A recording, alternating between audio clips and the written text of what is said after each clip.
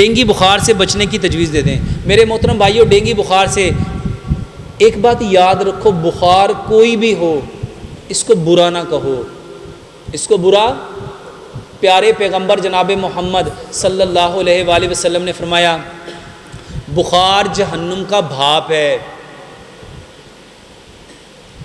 اس کا بہترین طریقہ، اور میرے محترم بھائیوں کوئی بھی بیماری آ جائے تو نبی صلی اللہ علیہ وسلم کیا فرمایا کرتے تھے؟ بیمار کے پاس جاتے تھے کیا دعا دیتے تھے؟